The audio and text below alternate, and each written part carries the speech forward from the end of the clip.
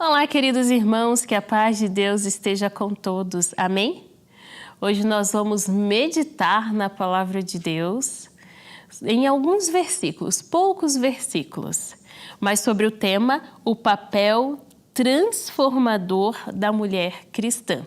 Nós já ouvimos muito falar sobre o papel da mulher cristã, mas o que isso impacta em sua família ou na sociedade? Impacta em transformação. Desenvolver o seu papel gera transformação. Agora nós vamos estudar até onde vai essa transformação, até onde isso pode impactar. E a gente sabe que Deus tem um plano muito grande para as mulheres, assim como para os homens. Mas hoje vamos falar sobre esse papel transformador que Deus deu como um dom, como uma bênção, como um privilégio para cada mulher que deseja segui-lo verdadeiramente.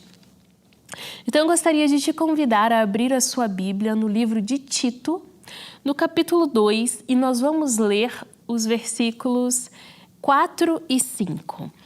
Diz assim: a fim de instruírem as jovens recém-casadas a amarem ao marido e a seus filhos, a serem sensatas, honestas, boas donas de casa, bondosas, sujeitas ao marido, para que a palavra de Deus não seja difamada. Esses dois versículos, eles trazem alguns comandos fortes para a mulher. A gente vai falar sobre cada um deles hoje. Mas no versículo 3, que nós não lemos, eu gostaria que você voltasse um pouquinho e acompanhasse junto comigo. Diz assim: quanto às mulheres idosas, ou as mulheres mais maduras, assim eu prefiro chamar, semelhantemente, que sejam sérias em seu proceder, não caluniadoras, não escravizadas a muito vinho, sejam mestres do bem. Olha só, aqui está falando para que as mulheres mais maduras, mais experientes, que sejam mestras do bem.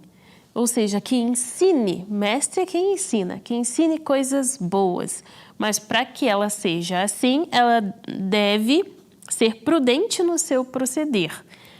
Não falar dos outros, não se envolver com vícios, e assim ela vai conseguir ser uma boa professora. E aí sim vem os versículos 4 e 5 que lemos. Qual é o propósito dessa mulher ter esses cuidados, ter essa vida prudente? Ensinar as mais jovens a amarem os seus maridos e os seus filhos, a serem sensatas, honestas, boas donas de casa, bondosas, sujeitas ao seu marido, para que a palavra de Deus não seja difamada.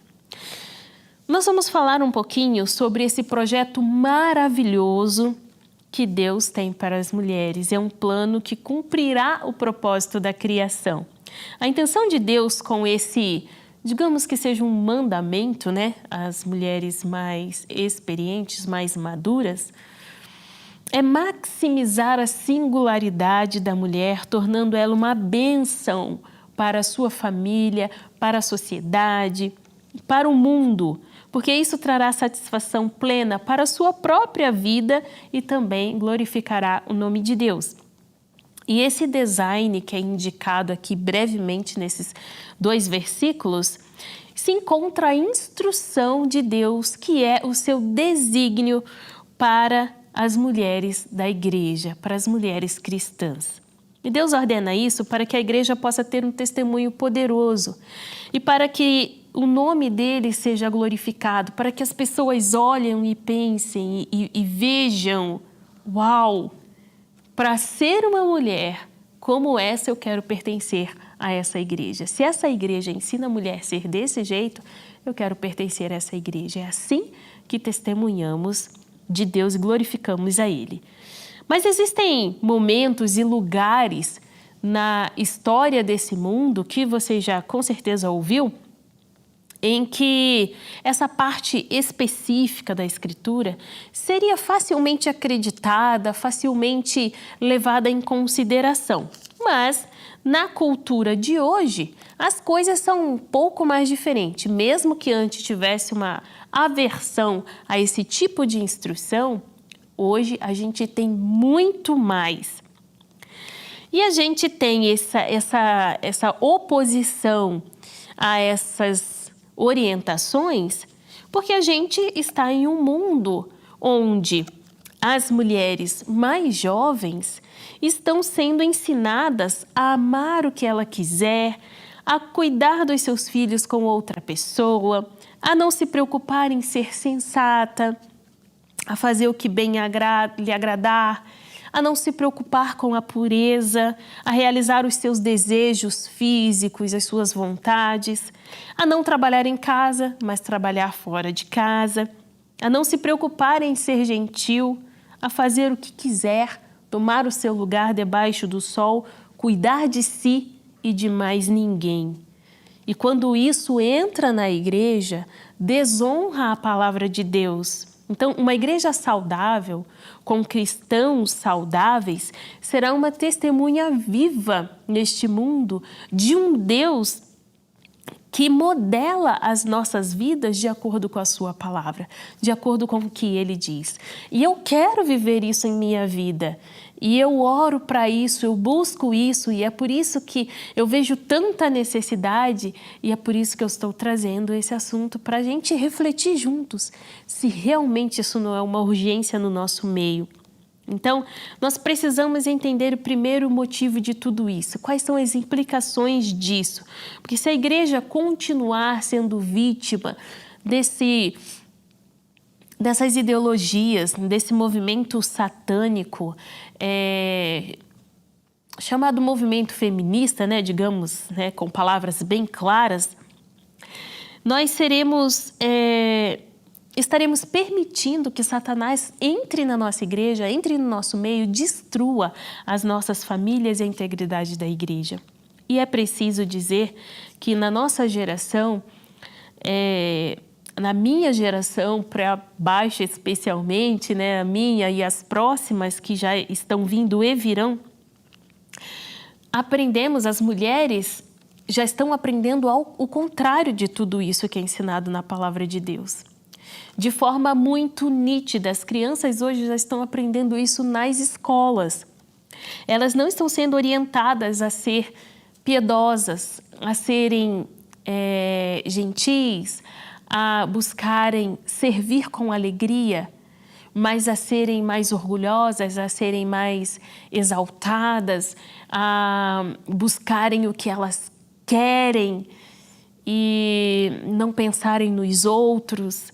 Elas estão sendo orientadas dessa forma. E esse texto que nós lemos de Tito, no capítulo 2, os versículos 3 a 5, ele contraria tudo que está vindo dessa ideologia do mundo. Está indo na contramão do mundo. É por isso que o apóstolo Paulo, ele diz que as mulheres mais maduras e experientes, elas devem ensinar, educar, treinar as mulheres mais jovens a obedecer a esse mandamento. Digamos que seja que é um mandamento, é uma regra, deve ser uma busca. Uma mulher virtuosa, como diz o salmista lá em Provérbios, no capítulo 31,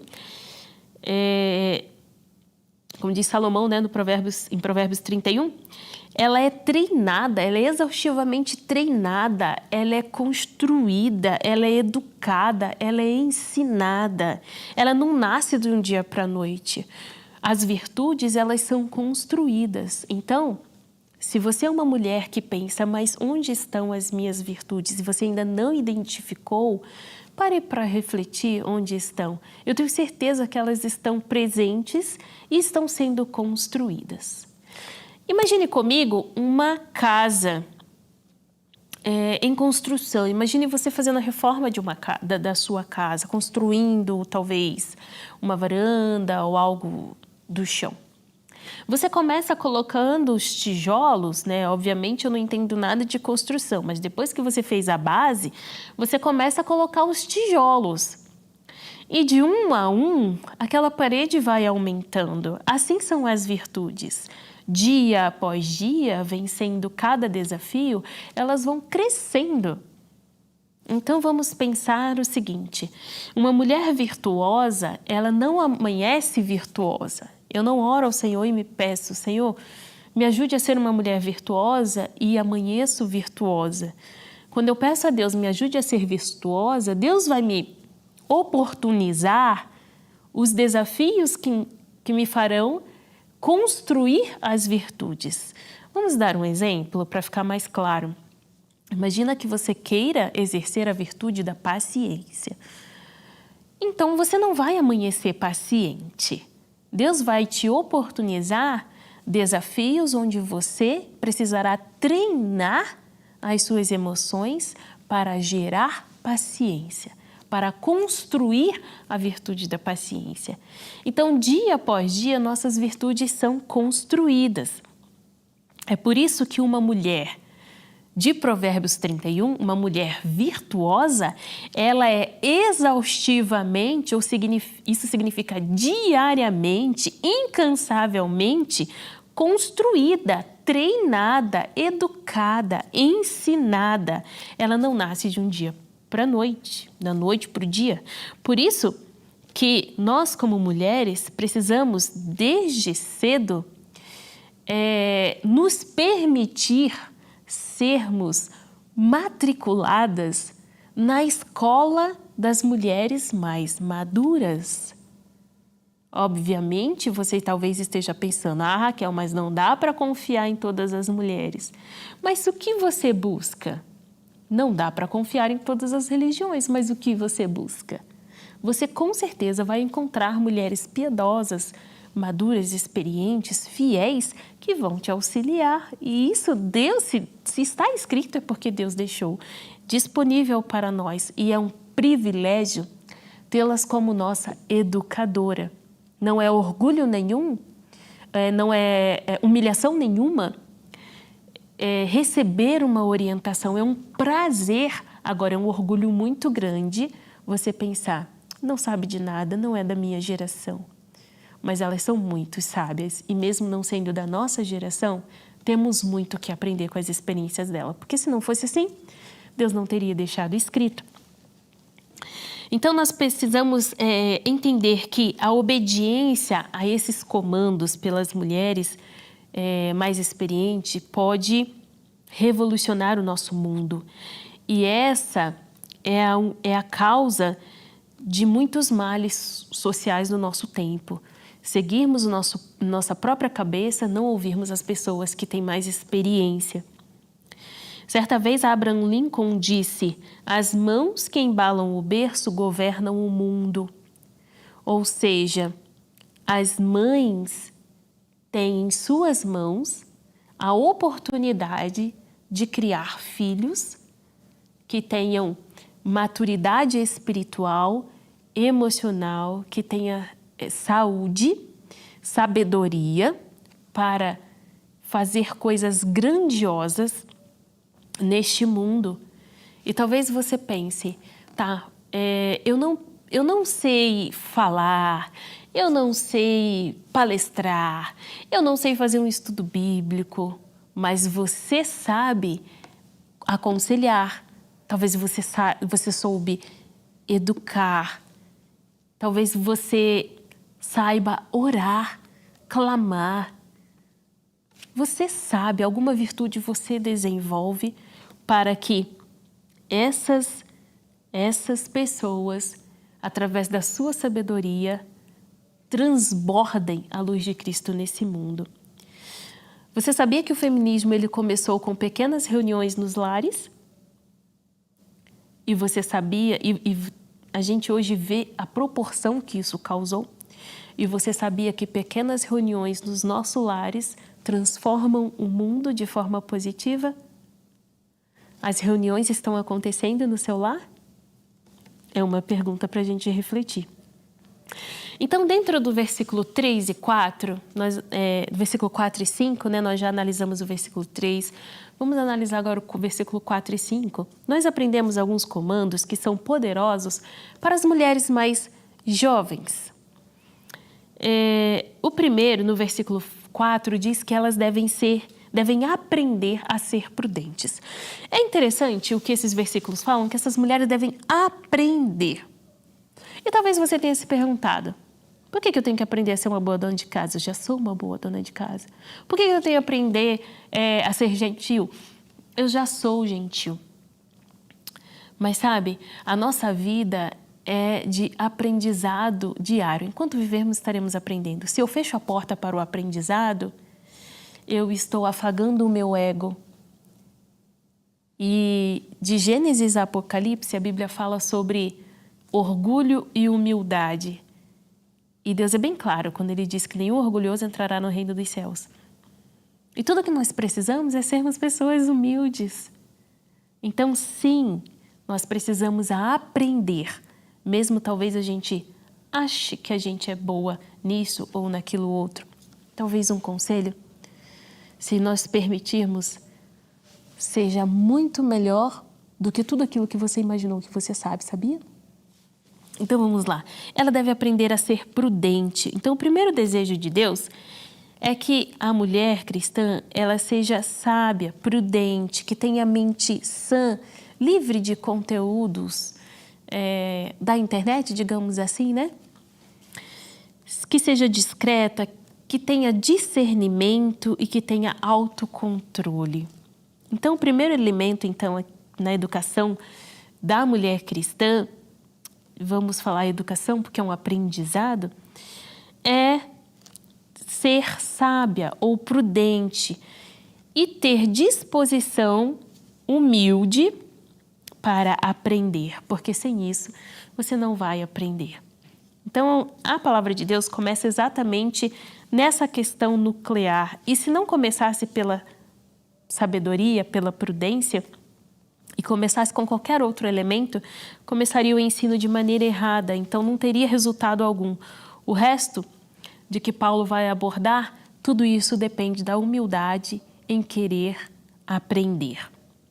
Então essa sábia prudência, ela se opõe à imprudência, ao egoísmo entusiástico, aos sentimentos impulsivos, desregrados, comum a uma geração da juventude, de mulheres jovens do século de hoje, né? Do século atual, da modernidade. E é por isso que nós temos que ter disposição em aprender. O segundo comando que a gente aprende aqui é que nós devemos aprender a amar os maridos. Então, o mandamento ordena que as mulheres amem os seus maridos. E esse amor, ele é expresso aqui de várias formas.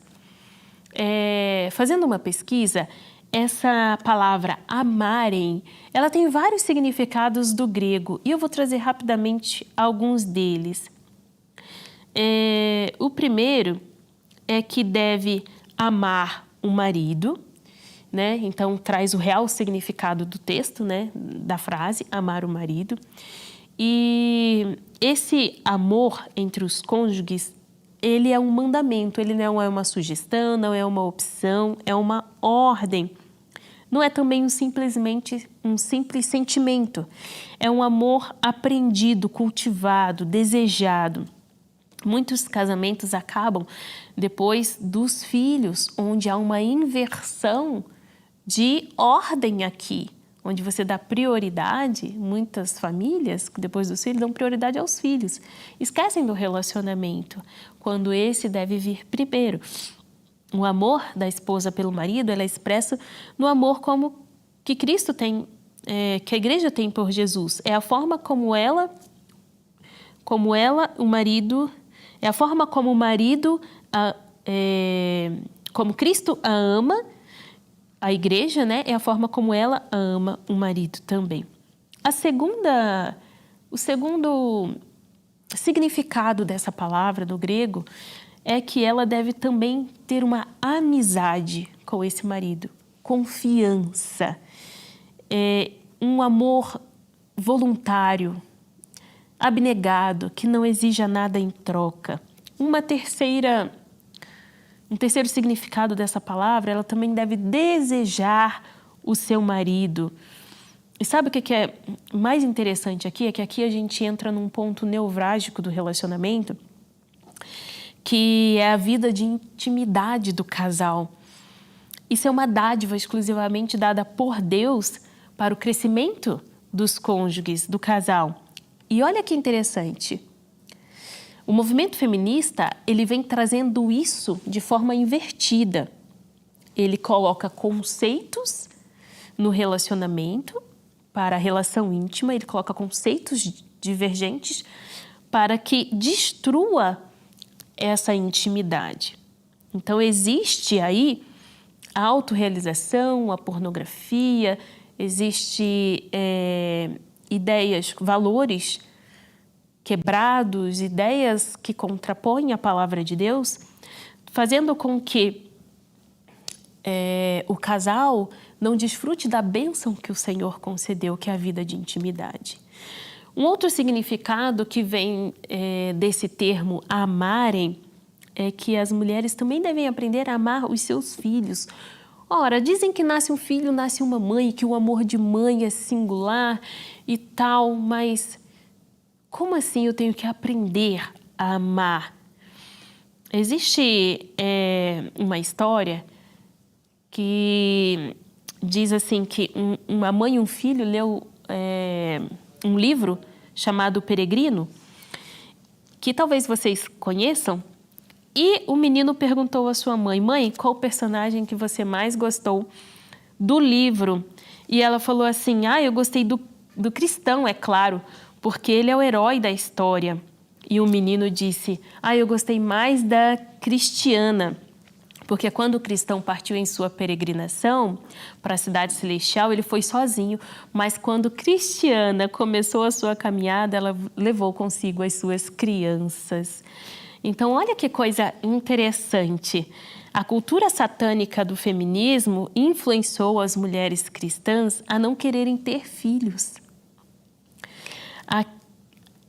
A ideia é que os filhos impedem a sua autorrealização, impedem o seu crescimento. Então, o feminismo ele produziu uma mentalidade em muitas mulheres onde os estudos acadêmicos, o sucesso profissional são prioridade e não ter filhos. Então, considerando esse mandamento que ordena amar os filhos, podemos perguntar: não é natural uma mãe amar o seu filho? Esse amor é natural mesmo? Onde está a necessidade de ser ensinado? Percebe onde está a necessidade de ser ensinado? Porque o inimigo, ele não vem brincando de ser um inimigo nosso. Ele vem mostrando vantagens. Olha, se você tiver um filho, você não vai realizar teu sonho. E ele coloca sonhos, ele coloca objetivos. Não estou dizendo aqui que você não deve buscar a sua vida profissional. Muito pelo contrário. Você deve sim buscar a sua vida profissional. A gente vai falar sobre isso mais na frente. Mas é colocar tudo que é prioridade na ordem de prioridade. E também a gente vai encontrar outros aprendizados a serem neste versículo, né? No versículo 5 agora, a gente vai encontrar o que Paulo diz assim, que aprendam a serem moderadas. Moderadas, eu penso que o ser moderado é o ter autocontrole. Mas, Raquel, como que a gente vai ter autocontrole aqui nesse estresse, essa vida que é tão complicada? O autocontrole, ela é uma virtude a ser treinada, a ser construída, a ser educada, a ser modelada, assim como todas as outras. Então, o autocontrole ela depende de uma emoção saudável, de uma emoção sadia. Por isso você precisa conhecer as suas emoções. A moderação produz satisfação e evita a busca do prazer, da beleza, do culto ao corpo. Tem outra coisa que a gente pode falar na questão do autocontrole, que é a intemperança. A intemperança te tira do autocontrole em outras esferas. Então, se você não consegue se controlar na sua alimentação, dificilmente você vai conseguir controlar as finanças, as suas emoções, a sua irritabilidade, a sua impaciência, dificilmente. A moderação, ela evita o pecado do consumismo, o uso indevido de dinheiro, a ostentação. Ela produz. Agora vamos ver o que ela produz. Ela produz modéstia, ajudando as mulheres a representarem o caráter de Cristo através do seu modo de ser, através do seu falar, do se comportar, das suas atitudes, da sua fala, daquilo que veste. E ela vai influenciar a forma como essa mulher também trata o seu marido, os seus filhos, as pessoas que estão ao redor. Agora, uma mulher escandalosa, uma mulher barraqueira, uma mulher que grita, que gosta de confusão, que trata com insulto o seu marido, é algo que desonra muito a Deus. Ainda no versículo 5, nós aprendemos que elas devem ser honestas. Ah, Raquel, eu sou honesta. Eu não duvido que você não seja honesta. Mas a honestidade, ela vai muito além do pagar as suas contas, do devolver a Deus a parte que lhe pertence, dos recursos que você ganha. A honestidade, ela vai muito além disso. Ela também está intrínseca no seu relacionamento conjugal, no seu relacionamento com seus filhos, no relacionamento com os irmãos da igreja. Nós devemos sempre ter um movimento de fidelidade dentro do nosso círculo relacional. Ninguém será um grande homem e nunca fará algo realmente importante se não tiver por trás uma grande esposa. A grandeza de um homem é a grandeza da sua esposa. Então, a fidelidade é super importante. O texto ainda fala sobre as mulheres aprenderem a ser boas donas de casa. Trabalhadoras em casa, ou trabalho doméstico, como algumas pessoas podem dizer. Esse é um tema super controverso, que eu disse que a gente ia mencionar mais para frente, na cultura feminista de hoje, porque o mandamento ordena que as mulheres trabalhem em casa, mas ele ordena que as mulheres fiquem em casa? Não. A palavra de Deus, ela não pode ser blasfemada. Então, a gente tem vários exemplos na Bíblia de mulheres que, como Lídia, era vendedora de púrpura, era comerciante, era uma mulher que tinha a sua família, mas ela também tinha um comércio. Priscila, esposa de Áquila, ela tinha o ofício de fazer tendas, construir. Então, a questão é a prioridade que Deus estabeleceu, que sendo o lar, tem ficado em segundo plano. Então, é aí que nós precisamos entender. Deus é um Deus justo, é um Deus de equilíbrio. Ele não quer que você pende nem para um lado, nem para o outro, mas que você dê prioridade ao que realmente é prioridade. Existem mulheres que deixam o seu lado profissional quando se tornam mães. E que maravilhoso, que lindo. Existem outras que dão prioridade à maternidade de forma diferente, mas continuam no seu trabalho. Já existem aquelas que não dão prioridade à maternidade, mesmo sendo mães, para dedicar exclusivamente ao seu objetivo profissional. E é aí que entra o que a palavra de Deus diz, que as mulheres precisam desenvolver o seu papel com sabedoria, porque assim elas transformarão a sua vida, a de sua família e das pessoas que estão ao seu redor. Serão uma luz neste mundo. Existem algumas pesquisas que falam que daqui a 10 anos, hoje mais de 50% do mercado de trabalho são composto por mulheres, é ocupado por mulheres. E tem uma pesquisa que fala que daqui a 10 anos, 95% das oportunidades de mercado de trabalho serão compostas por mulheres. Onde ficarão os sacerdotes deste lar?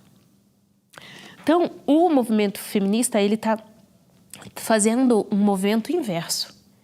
Ele está tirando a mulher do lar, tirando o homem do mercado de trabalho e invertendo os papéis que Deus deu, do homem ser o provedor. E esse homem, já não sendo um provedor, você fracassa esse homem. Então, uma das grandes responsabilidades do fracasso do sacerdote do lar é a mulher. Eu não estou generalizando, eu estou dizendo que uma das grandes possibilidades disso acontecer é essa mulher que talvez, mesmo sendo cristã e não concordando com essa ideologia, esteja enveredando por esse caminho sem nem perceber, sem reflexão. Então, vamos lá, a mulher de Provérbios 31 não é uma mulher que simplesmente ficava em casa o dia todo, mas o lar era a sua esfera. Ela era uma mulher empreendedora, mas ela usava o seu tempo com discernimento. Ela saiu de casa quando precisou comprar um campo. Ela saiu de casa para preparar esse campo. Ela saiu de casa e foi longe para encontrar coisas que ajudariam a sua família. Essa mulher fez o que precisava fazer, mas o foco de tudo isso era o seu lar. E foi aí que ela derramou a sua vida, levantou-se cedo e foi dormir tarde por causa da sua casa. Ela deve ser a guardiã da casa. Essa é a esfera de sua responsabilidade. Esse é o local de trabalho dela. É onde ela deve derramar a sua vida. É no lar que ela causa um impacto no mundo e não trabalhando fora. Então, uma mulher, ela não afeta o mundo pegando a sua bolsa e saindo de casa e chegando tarde à noite. Ela afeta o mundo, ela impacta o mundo quando ela inverte o padrão de hoje, quando ela compreende a vontade de Deus.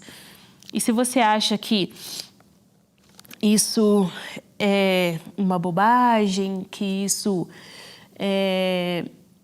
só atrapalha, essa orientação de Deus só atrapalha o seu progresso, eu vou dizer uma coisa. Vivian Gornick era uma mulher que foi uma das que criou a agenda do movimento feminista. Ela disse assim, ser dona de casa é uma profissão ilegítima. E hoje é exatamente isso que a gente tem visto. Esse é o objetivo. A escolha de servir e ser protegida e ser planejada para se tornar uma família criadora é uma escolha que não deveria ser. Ela diz, o coração do feminismo radical é mudar isso, essa autora diz. Então, nós precisamos entender que para essa ideologia de hoje, por que eu estou falando disso? É porque a ideologia que está presente hoje nas escolas, que estão ensinando os meus filhos, que estão ensinando os teus filhos, as tuas meninas, os teus meninos, que estão nas mídias sociais ensinando você, te aculturando, te formando os teus pensamentos, sem você nem perceber. E Satanás, ele se preocupa em desacreditar a Bíblia. Esse é o grande objetivo dele. Esse é o nível do seu ataque. Ele quer que nós nos tornemos vítimas das suas mentiras. O lar é onde uma mulher fornece expressões de amor para o marido e os filhos. É onde ela lidera, guia, ensina, eleva a geração divina. O lar é onde ela é protegida e protegida de outros homens e relacionamentos abusivos, potencialmente iníquos e tudo mais. É no lar que ela é protegida. O versículo 5, ele continua nos ensinando, para finalizar, nós aprendemos que as mulheres devem aprender a ser sujeitas. A submissão não é uma coisa que subitamente é encarada pelas mulheres, de um modo geral, como uma coisa muito bonitinha, né? Mas isso tudo é orgulho. Orgulho e má interpretação da palavra e má interpretação do que Deus quer. Talvez não saibamos quem nós somos e por isso que a gente tem tanta... por isso que a gente não gosta de ouvir esse tipo de coisa. Mas vamos confrontar os nossos pensamentos egoístas e vamos pensar no que Deus quer para nós, que são planos bons, planos de paz, planos de nos levar a lugares que nem imaginamos. Então, precisamos aprender a ser sujeitas ao seu marido, a estar junto, a compartilhar, a sermos prudentes, sábias, inteligentes, A submissão ela deve ser aprendida também, ela deve ser construída para que haja respeito e confiança no lar. Os papéis precisam ser claros no contexto familiar, porque isso visa a funcionalidade e a segurança. Então, nós devemos fazer o possível para manter a confiança e o carinho e a harmonia dentro do nosso lar. Nós queremos pensar e entender que tudo isso que o apóstolo Paulo deixou escrito para nós, não foi para nos crucificar, não foi para dizermos que estamos num buraco sem fundo, agora eu não sei como consertar, não sei como voltar, já era. Não, é para que nós saibamos, entendamos que Deus tem um propósito na nossa vida, que homens e mulheres têm papéis diferentes para desempenhar na sociedade e que eu e você podemos ser mulheres que transformarão este mundo através da nossa influência cristã dentro do nosso lar, no nosso relacionamento, na nossa igreja. Eu quero concluir lendo uma declaração de John MacArthur.